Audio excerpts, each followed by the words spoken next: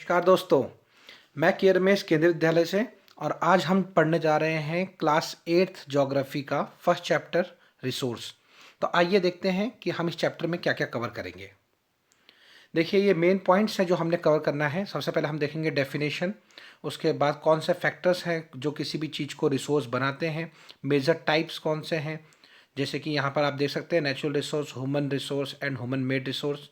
इसके बाद हम पढ़ेंगे क्लासिफिकेशन अलग अलग बेसिस के, फिर conservation of resources, sustainable development और उसके प्रिंसिपल्स। तो ये हमारे मेन टॉपिक्स रहने वाले हैं। तो ज़्यादा समय ना लेते हुए आइए शुरू करते हैं इस चैप्टर को। सबसे पहले है मीनिंग। देखिए, रिसोर्स क्या है?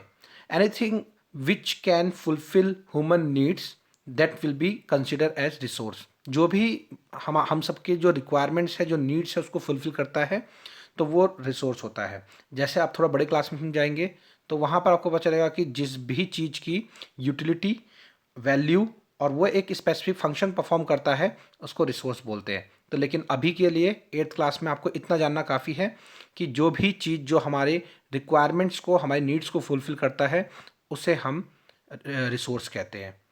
आइए देखते हैं कि रिसोर्स के कौन से ऐसे मेन दो फैक्टर्स हैं जो रिसोर्स को क्रिएट करते हैं। जैसे आप देख सकते हैं कि यहाँ पर दो चीज़ें एस्पेक्ट इंपॉर्टेंट है। फर्स्ट है टाइम। टाइम इंडिकेट करता है कि टाइम के साथ साथ बहुत टाइम के अंदर कोई भी चीज़ रिसोर्स बन सकती है। यानी टाइम एक ऐसा चीज़ है जो समय के साथ साथ कोई चीज़ हो सकता है, अभी रिसोर्स नहीं है, आने वाले टाइम पीरियड पे रिसोर्स बन जाए। तो इसीलिए टाइम एक बहुत इंपॉर्टेंट फैक्टर है। जो सेकंड फैक्टर है आप स्क्रीन पे देख सकते हैं, टेक्नोलॉजी। टेक्नोलॉजी जो है वो इंसान के स्किल्स और टेक्निक से रिलेटेड है। तो टाइम के साथ क्या करते हैं कि इंसान ऐसे टेक्नोलॉजी, ऐसे स्किल्स, ऐसी टेक्निक्स डेवलप कर देते हैं जिसके वजह से कोई चीज़ को रिसोर्स बन सकता है, वो चीज़ वो हमारे काम आ सकता है। तो उम्मीद है कि कौन से फैक्टर्स ऐसे हैं जो रिसोर्स बना सकते हो आपको क्लियर होगा। इसके बाद हम देखेंगे क्लासिफिकेशन। क्लासिफिकेशन हम रिसोर्स को करें तो हमें निश्चित रूप से 3 लेवल पर हम जो है वो ब्रॉडली क्लासीफाई कर सकते हैं। पहला है नेचुरल रिसोर्स, वो रिसोर्स जो नेचुरली हमें मिलता है। सेकंड है ह्यूमन रिसोर्स, ह्यूमन खुद में अपने आप में एक रिसोर्स है और वो रिसोर्स क्रिएटर भी है। और थर्ड है ह्यूमन मेड रिसोर्स, वो रिसोर्स जो इंसान ने बनाया है, वो थर्ड कैटेगरी में आएगा, ह्यूमन मेड रिसोर्स। तो आइए इसको थोड़ा डिटेल में देखते हैं। सबसे पहले हम शुरू करेंगे हमारा फर्स्ट क्राइटेरिया नेचुरल रिसोर्स से। देखिए, नेचुरल रिसोर्स वो रिसोर्सेज हैं जो हमें नेचर से मिलता है, like air, water, soil, minerals. और इसको बेसिकली ब्रॉड तरीके से अगर बांटा जाए तो ये एबायोटिक और बायोटिक हो सकता है। आप कह सकते हैं कि बायोटिक और एबायोटिक क्या होते हैं। बायोटिक वो जिसके अंदर जो लिविंग है, और एबायोटिक वो, एबायोटिक को नॉन बायोटिक भी कहते हैं। तो आप कह सकते हैं कि बायोटिक वो जिसमें जान है, जो लिविंग थिंग्स है, और एबायोटिक जो है वो नॉन लिविंग है। ह्यूमन रिसोर्सिस की अगर बात की जाए तो ह्यूमन रिसोर्स जो है वो इंसान की अपनी खुद एक वैल्यू है और ये मोस्ट वैल्यूएबल और स्पेशल रिसोर्स है। इंसान के लाइफ में जो उसकी एजुकेशन है, हेल्थ है, स्किल्स है, ये ऐसे मेन फैक्टर्स हैं जो ह्यूमन की क्वालिटी को मेंटेन करते हैं। और क्वालिटी जिस भी ह्यूमन में होगी वो कहीं ना कहीं से ऐसे स्किल्स उसके पास होंगे जिससे कि वो रिसोर्सेज बना सकता है। तो आप कह सकते हैं कि इसी कि हम भी एक दूसरे के काम आते हैं, तो इसीलिए ह्यूमन जो है वो एक one of the most important resource है। आइए इसके बाद हम देखेंगे कि ह्यूमन मेड रिसोर्स क्या है।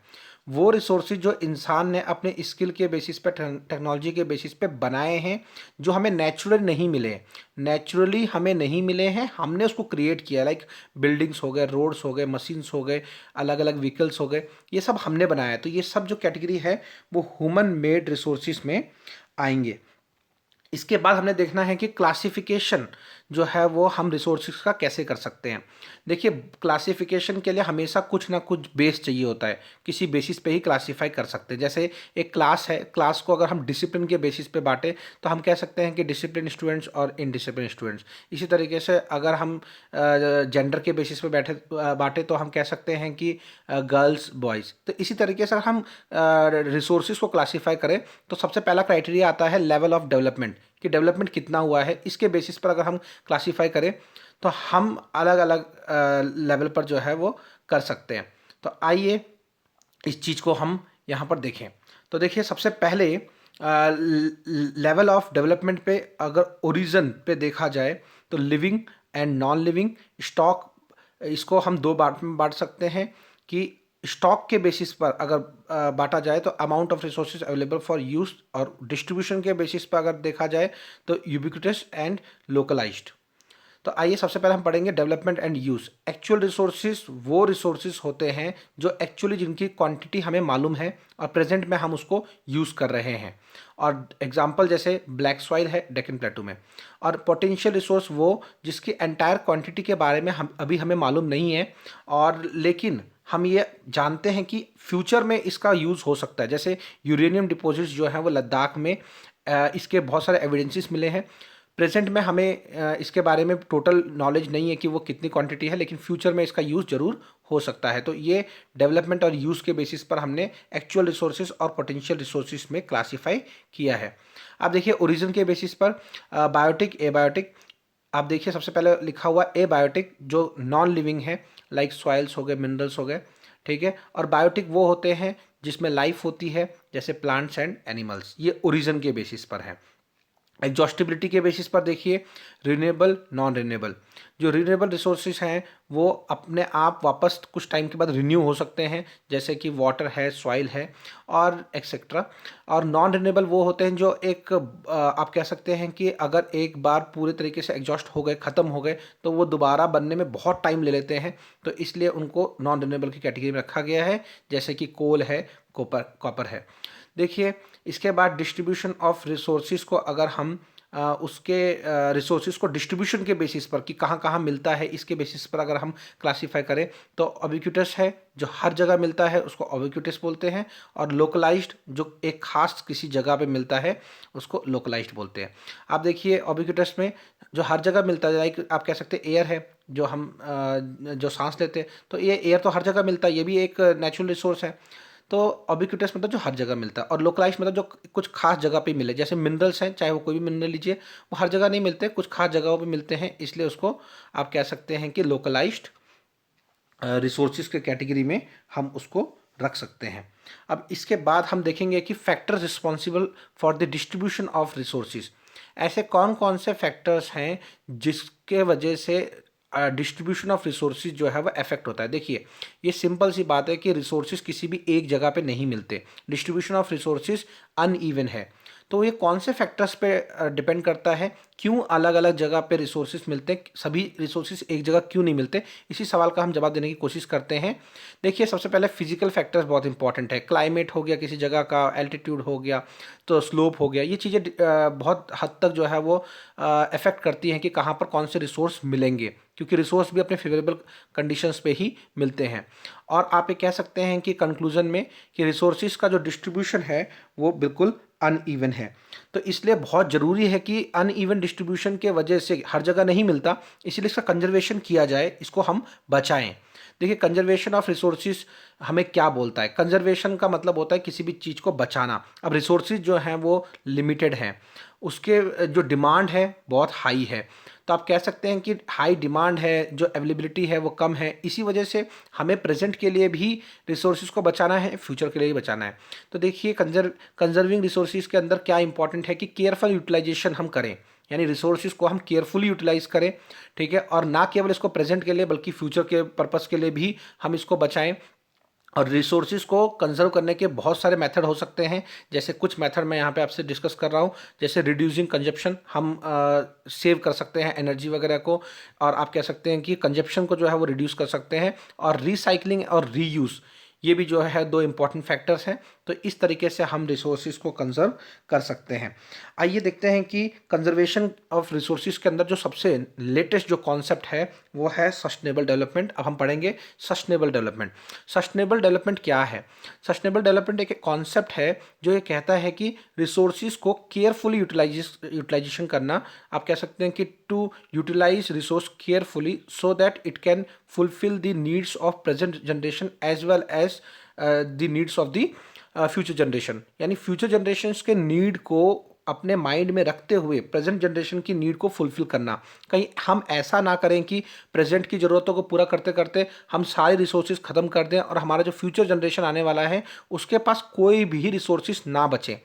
तो आप समझ सकते हैं कि सस्टेनेबल डेवलपमेंट का क्या कॉन्सेप्ट है, यानी डेवलपमेंट को सस्टेन करना, आगे तक ले जाना, और वो तभी हो सकता है जब हम केयरफुल यूटिलाइजेशन रिसोर्सेज का करें और अपने लिए भी हम इसको यूज़ करें और फ्यूचर जनरेशन के लिए भी हम इसको बचाएं। तो इसी वजह से कुछ प्रिंसिपल्स जो हैं वो बहुत इंपॉर्टेंट हो जाते हैं सस्टेनेबल डेवलपमेंट के लिए। आइए देखते हैं।